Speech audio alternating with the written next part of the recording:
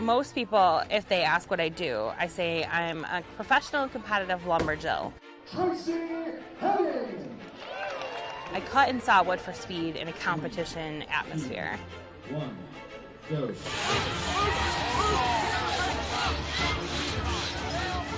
It's not just beefy men, it's badass chicks.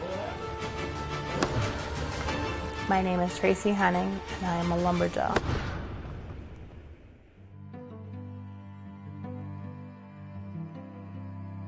A normal day in the middle of my season is wake up, get Drake ready, get him to daycare, go to work, try to do something with him that's like mommy, Drakey time, and then I go to 2 different gyms depending upon classes.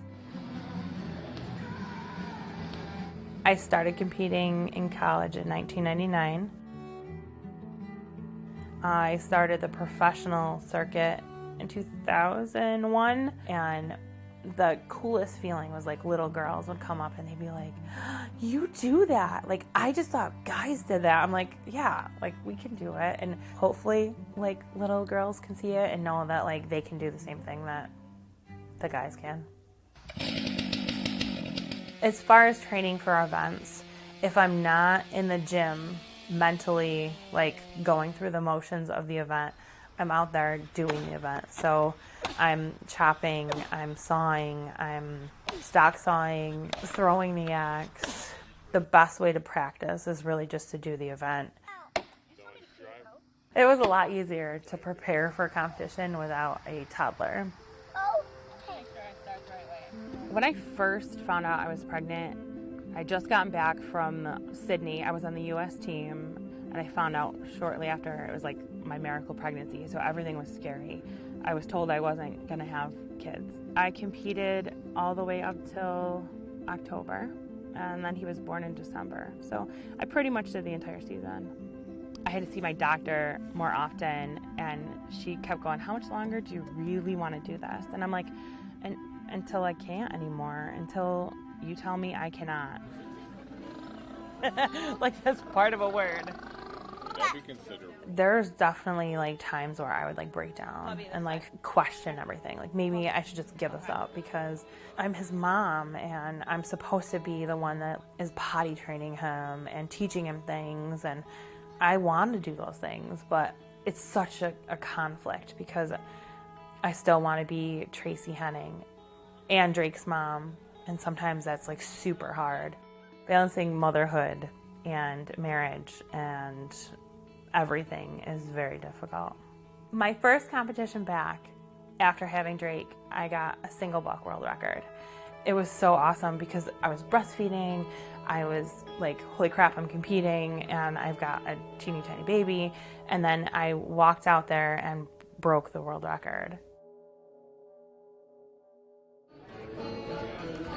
She was for quarreling, we do not allow, and ours for river, the logs they do bow. In Hayward, I usually always make it to the finals, which is a huge accomplishment because you have to compete Thursday to qualify for Friday to qualify for the finals on Saturday. So, you know, one slip up is really all it takes, and then you're out of it. I'm still in it enough that I show up to a competition and people are like, oh great, she's here. Which is a good feeling. I don't want people not to like me, but I also don't want to just be looked over. I would say the earlier years of me coming here, I had a different headspace. I felt like I could focus more. I had my routines, I had my certain breakfasts, my warm-ups, my stretches, down to my clothing. Hi, buddy. And now it's like this. It's you gotta go back to Daddy for a little bit, Bob. Can you listen to me and go play on the playground, please? I love you. Have fun with Daddy. So it is different because I have like my mommy mode, and like it's really hard Like even when I was training, it's very hard for me to be like in it and angry and hungry and just wanting to rip stuff apart, and then a simple like smile from Drake will snap me out of it. I've had it where like I was like puffed up and ready, and then he's like, "Mommy, can you help me put my shoes on?" And it was just the sweetest thing, and I was just like, "Of course, baby, like I got you." You go from this like I'm gonna kill it to like, no big deal, buddy.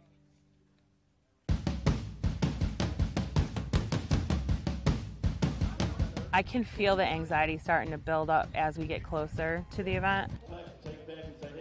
I like to get myself ready and set so that I'm not racing around right before the events. We've had enough family time, now it's time to start getting our equipment ready. My head right now is like starting to get the anxiety. I can feel it in my stomach, like okay, let's get going. Because today it's top 6, that's it. You have one shot to get number 1. There's no more second chances after this.